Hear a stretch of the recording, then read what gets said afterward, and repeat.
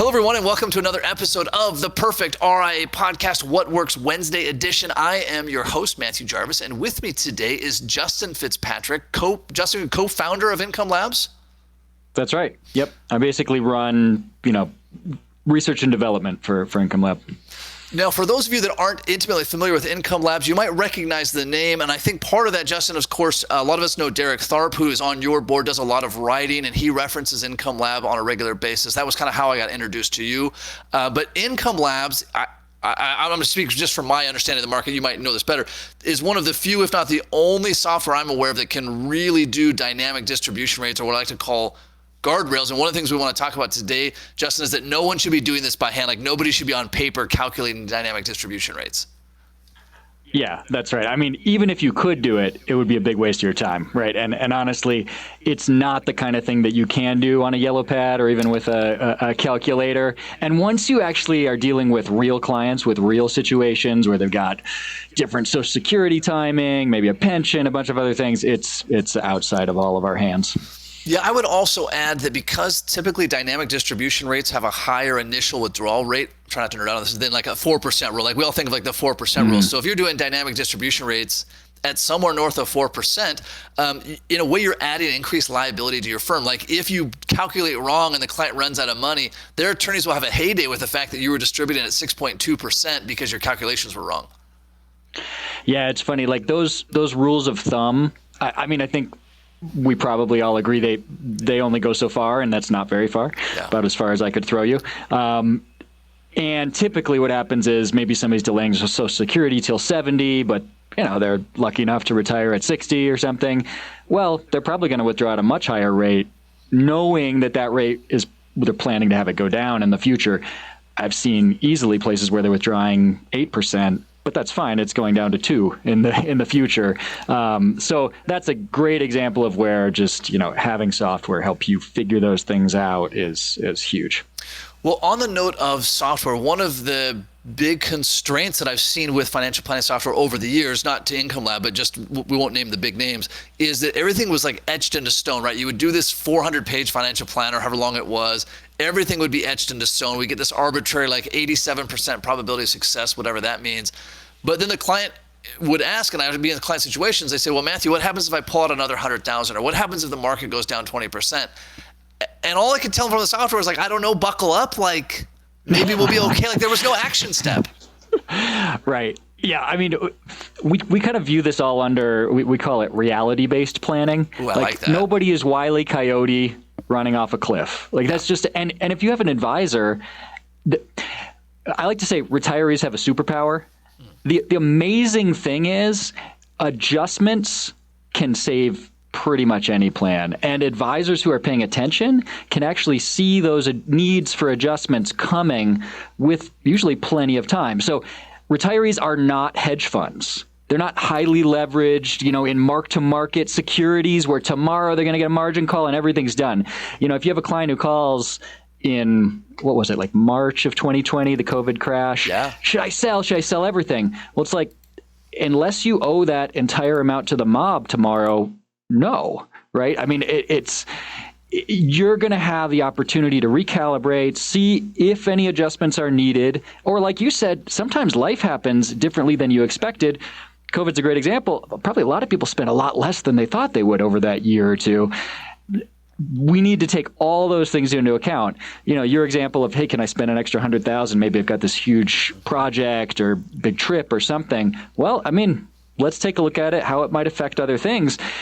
There's kind of no right answer or one answer to all of these questions, because in reality, things are complicated. And so we got to be able to show clients the pluses and minuses of different decisions they might make.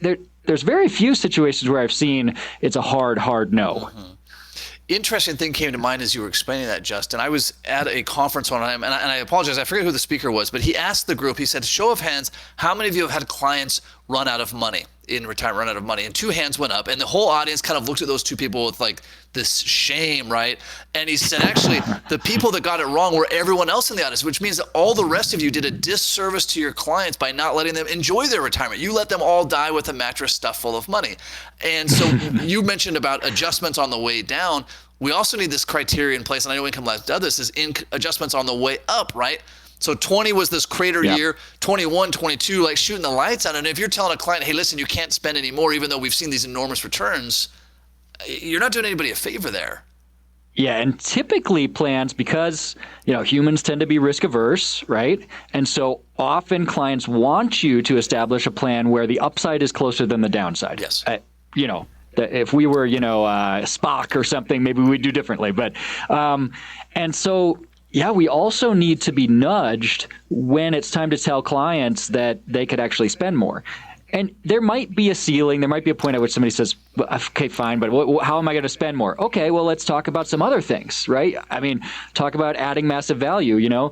Are there ways that we could maybe do some giving if that's in your wheelhouse, or maybe there's just a change in the plan. You had this vision for a particular financial legacy. Well, I mean, maybe we could up the legacy, right?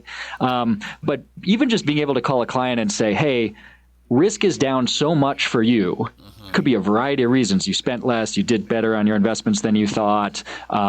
Just with the passage of time, it happens, right? And now I'm not planning for 30 years, I'm planning for 10. Just being able to let them know, hey, things are great for you. How are we gonna respond to that? That's a huge piece of news that most clients don't get.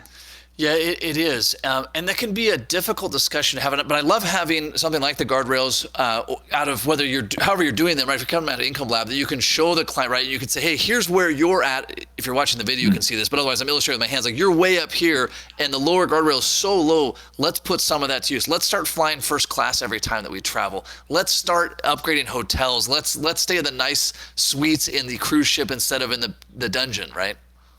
Yeah, and actually that's the other thing.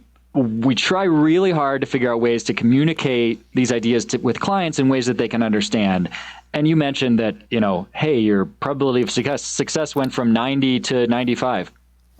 Okay, that means nothing to me. Yeah. But if you can say, hey, it looks like if your portfolio goes up another 5%, you're going to be able to spend an extra $1,000 a month. That's what we're projecting right now.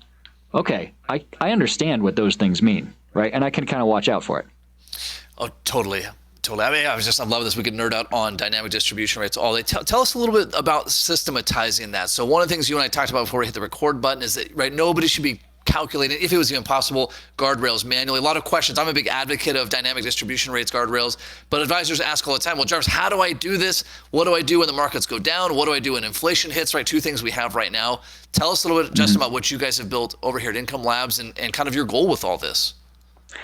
Yeah, I mean, it's really we want to bring better outcomes to clients and better experiences along the way, right? So if I can bring blood pressures down, if I can help clients and advisors have better relationships with some of the research Derek has done actually shows advisors are perceived as much more credible, much more trustworthy when they plan with adjustments in mind. So that's the goal. There's another goal, though, which is allowing computers to do what they do best, which takes business processes off of your staff and the time that takes to do all that updating. So let computers do that stuff automatically so that you and your staff can focus on the things that you do best. You can't replace your time. Your time and attention, that is a limited resource, right? So let's use it right. So even without adjustments, just think about the fact that every planning software you've ever seen plans in today's dollars. They plan for inflation-adjusted income needs. Well, no human should be tracking how CPI has changed since your last inflation adjustment. Yep. And, is it big enough that it's worth, calling the client and letting them know? All that stuff should be done automatically. So one thing Income Lab does is you create a plan, and it can be as complex as you want. It can have all sorts of different stuff in it.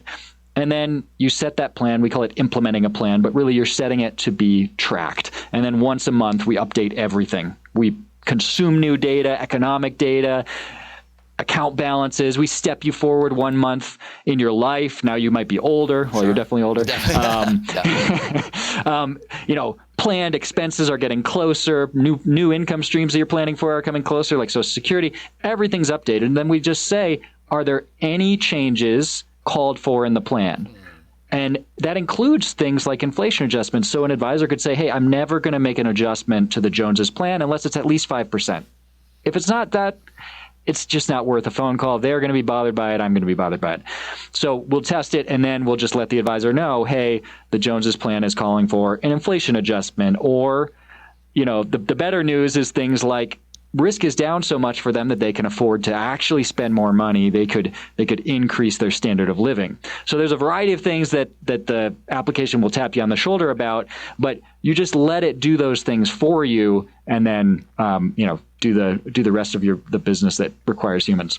Totally. I loved when we talked about letting the software do the work for you. One that really comes to mind would be clients that are over distributing, right? And especially if they're clients that don't necessarily come top to mind. Maybe they're not your top clients, maybe they're legacy clients. There's this risk that you could, and I know no one listening to this would have this happen. Theoretically, you could have forget about a client, or just not check it. I haven't looked at it. I've met with them a year. I haven't looked at it, right? To have the software say, hey, these are the 5 clients who are now hitting their lower guardrail or have blown through it, and some kind of adjustment needs to be made. That's a critical piece of the software. Right. That's right. Or it could even be things that are really just administrative tasks. Like, hey, we said we're going to claim Social Security this year. Hey, that's something you're going to want on your next meeting.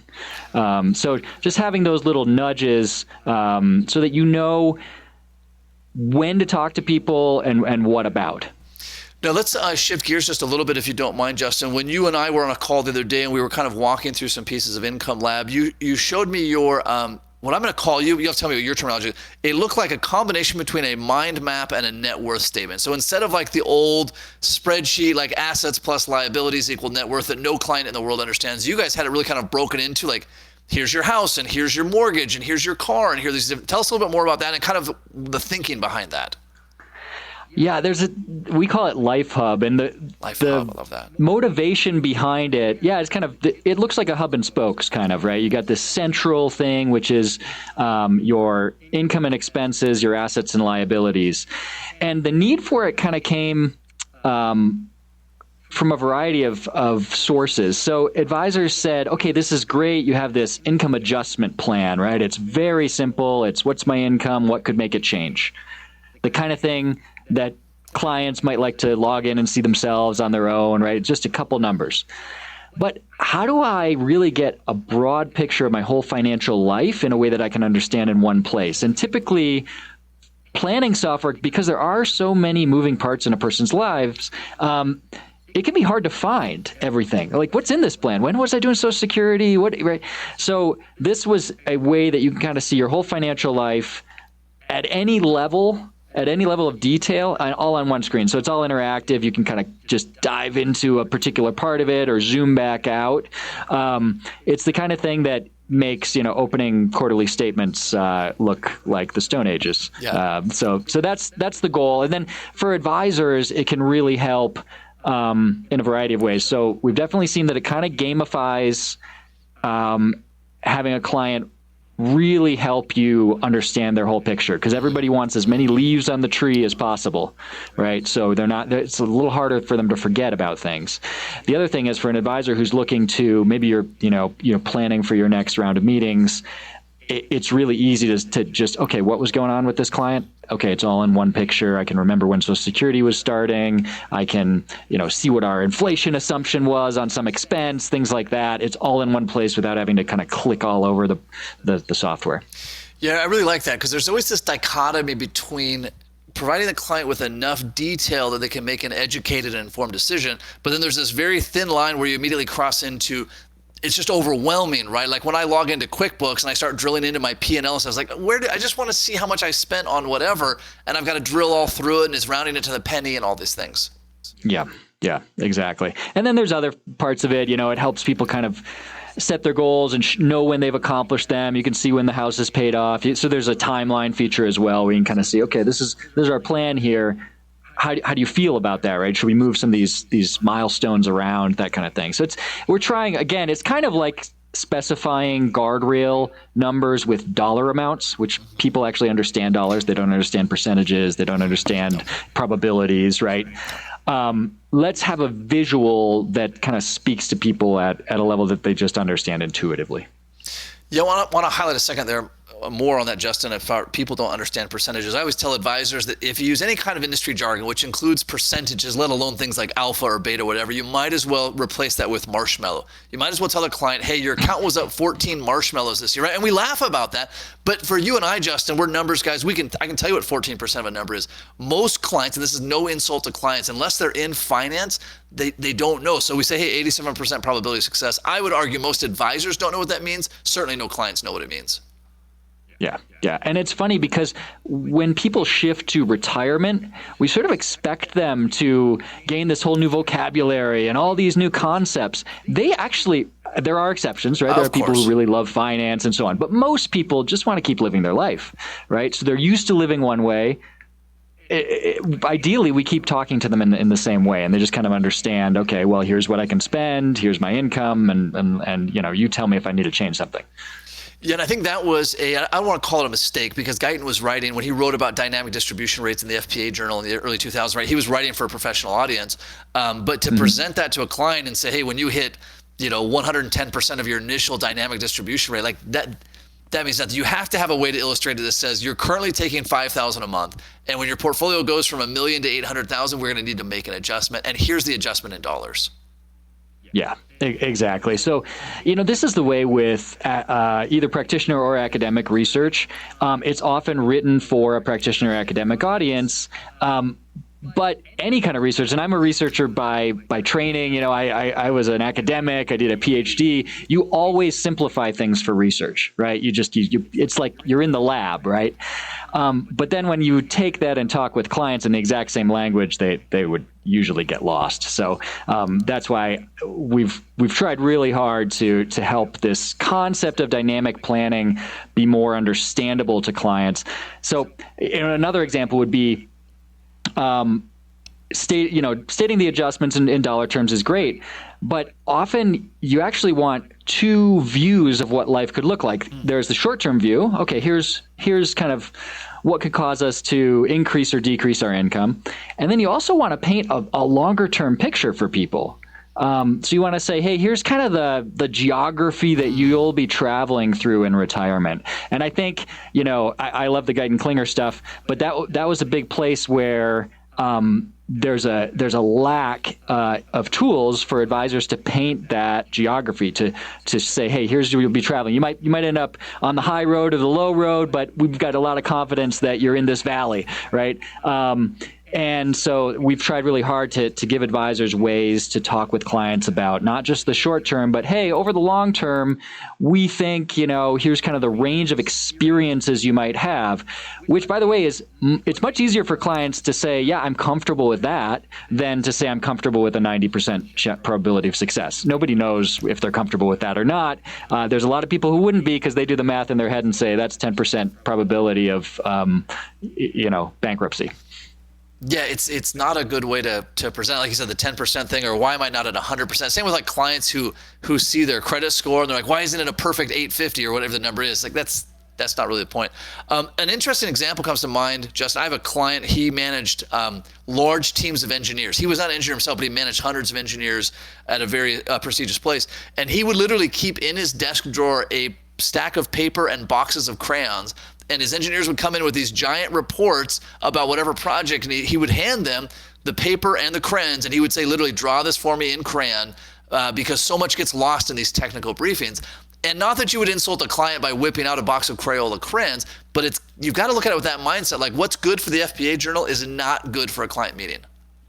Right. And I think as the industry has kind of grown, in the last several decades, I think there's more and more understanding that there's sort of a field of knowledge for advisors, among advisors, or within their practice, and then there's a way we talk about it with clients. You would not expect to go to your doctor and have them explain the chemical structure of the drug you're going to take, right? I mean, that's not appropriate, and it's sort of the same with financial planning. I love that. Well, we've kind of bounced around quite a bit here on these different things, but at the beginning of our episode, you talked about like really your goal is to make this easier for clients to understand. Are there other components of that or other aspects of that you're really passionate about? Like, hey, if we could change this one thing between clients and advisors, like that would really make life easier. I have this passion for changing how we talk about risk in retirement. I love that. And, part of that is metaphors. You often hear the metaphor of a plane crash. I think that is the least appropriate metaphor for retirement I could possibly think of. Somebody says, well, would you get on a plane if there was a 10% chance of crashing? Obviously not. But really what we're talking about in retirement is, maybe it's more like Google Maps or Waze or something. It's like, okay, there's a chance of traffic. There's a chance of construction. There's a chance of a delay. If you got to stick with planes, fine. It's a chance of a cancellation or a delay, right? I mean, that's annoying. I don't want to sugarcoat it, right? There are things that could happen in life that we will be bummed by, but it's not the same as, total financial ruin. That's not, going to get a lot of headlines out there, kind of fear sells. But I think that if retirees understood that, there would be a lot more confidence going into retirement, a lot less, staring at your account balances on your phone when something riles the market. And so that's really something that I'm hoping we can work together as an industry, as a community, on just changing how we talk with clients about risk in retirement, and maybe we can kind of change people's experiences. I like that. That is a common and critical mistake, to use some terrible analogy, right? Like, oh, this is like Russian roulette and there's two bolts, and they go like, no, these are not. But I like that. Like, hey, we might have to adjust course. Also makes for a much better risk discussion, right? I've got some soapboxes to stand on risk management in a minute, but when we say, hey, if the market goes down 20%, how would you feel about that? Well, that's not a good. One, they don't know what down 20% is. We're not looking to make emotional decisions. So I like your analogy, like, hey, imagine that we're driving to this destination. What if we need to take a detour? What if, I always say, for guardrails, what if we need to tighten our belts? And I make this belt adjusting thing. Like, all right, at some point the markets will go down. We'll need to tighten our belts. Spending is going to go from $5,000 a month to $4,000 a month. Is that okay with you? Those are discussions that clients can relate to.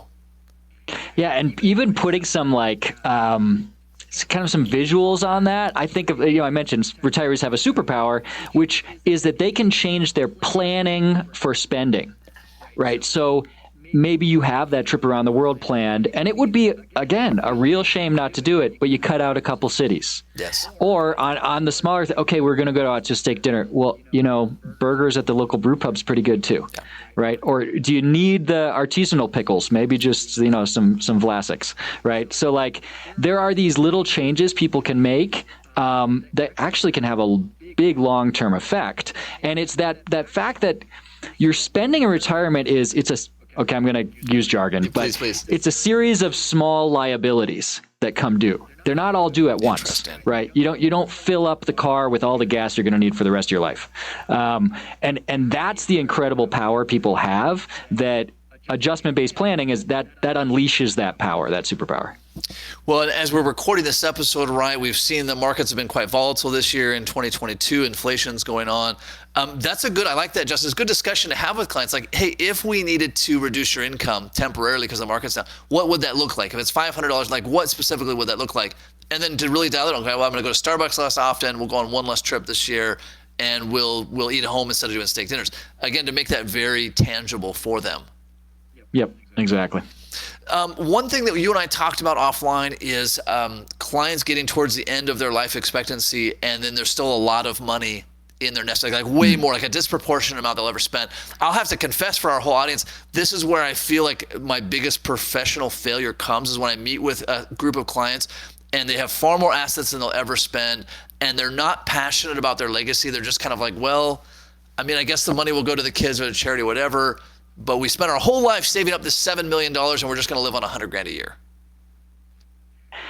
Yeah, and I guess part of that is if we can really discover what somebody's desires are, and I always think it's funny when people say, well, tell me your goals.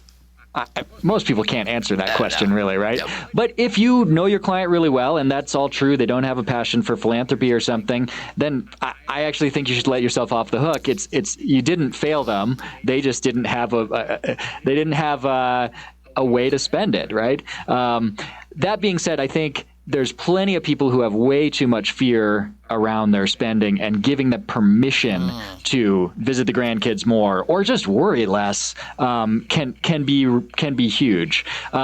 We typically see, I mentioned that we kind of try to paint this geography, and part of that is painting the geography of how your income and spending could change over time, but also the geography of how your portfolio balances can change over time. And I'm sure you're familiar with sort of this shotgun spray graph you'll see in very static Monte Carlo based software where, in year 20, you're either running out of money or you have 30 million. That's right. That's it's somewhere right. Super between. helpful. Yeah. It's somewhere between total failure and flying private jets. That's about how specific we can get. In reality, it's going to be a much tighter grouping, right? I mean, it's just I've never seen someone in their working years not spend more as they made more. Now, they might not have gone dollar for dollar. Hopefully they didn't. But when people know that they're more comfortable, they will allow themselves to be more comfortable. Again, there's probably a practical ceiling on that. But I think at least what we observe with a lot of clients is that giving them permission to worry less, spend a bit more if they can, that's huge. Wow. There's so many areas we can go. I love that, looking behind, like, what are the money motivators? Maybe to your point, Justin, and thanks for letting me off the hook, maybe they're just entrepreneurs at heart and like working out, like, no matter how much you work out, you're still going to die. Entrepreneurs are still going to die in the end too. But if they're getting their passion from, like, hey, I'm just going to keep earning more money, that's what I love to do, I don't think there's any harm in that. Justin, love your thoughts, just sort of some parting thoughts to advisors, action steps that advisors listening can take. Of course, go to Income Labs, check out Income Labs as an option. Whether you use it or not, still demo the software, just from the aspect of you need to be aware of what options are out there to make your practice more efficient. You may look and say, not for me, or you may look and say, actually, this would make my life a lot easier and my client interaction a lot better. So setting that action item aside, Justin, action items you would give to advisors. Yeah, I mean, we're really trying to connect with advisors in the kind of reality-based planning world, the adjustment-based planning world. So we've got a great crew. We're doing webinars once or twice a month. You don't have to be an Income Lab subscriber to be on those. So just sign up for our emails and you'll get those. We tend to cover research. So Derek and I, we love to nerd out on retirement planning, but we try to make it about how to serve clients better with this and how to make their lives better. So those are typically not, just how-tos in the software. Okay, click here, click here. They're much more about kind of how to run a practice with dynamic income planning. So I'd say that's a big one. Connect with us on LinkedIn and so on. That's where we also put out some research, or Derek and I have put quite a bit out on Kitsis. So look for us there as well. Yeah, congratulations on that. I see a lot of your work there. I would say another action item on top of that for advisors, look at anything that you're presenting to clients, right? Whatever it is you're presenting from clients, from the awful custodial statements to a one-page financial plan or whatever the case may be, and then sort of rate that on a scale of 0 to 10, the academic versus kind of, Justin, as you pointed out, financial planning in reality. So how much of what you're presenting is in the academic world and how much is in the reality world, like the client will understand that, and just start rating those things and create an awareness for yourself. Like, all right, I heard this and I studied this white paper and I listened to Justin and Derek's webinar on this. Now I understand it, like, on a deep technical level. How am I doing it, translating this into the reality for clients? Yeah, this is something that, as an academic myself, it's tempting to think that if you're not being understood, that it's the person you're talking to's fault. Yep. Right. But it's not true. It's all about, okay, how are you being understood? And if you're not being understood the way you want to, chances are we need to change how we're communicating. I'm not going to claim that we've perfected that, but that's definitely something we're trying to be very humble about and get a lot of feedback from advisors and their clients on it. So it's a work in progress, but I agree that's a great place to start. I love it. Well, Justin, thank you so much for your time. Thanks for your work and all the content you provide to the industry. Remember, we want to go check out Income Labs and Justin's work, Derek's work, their entire team. And for everyone listening, until next time, happy planning.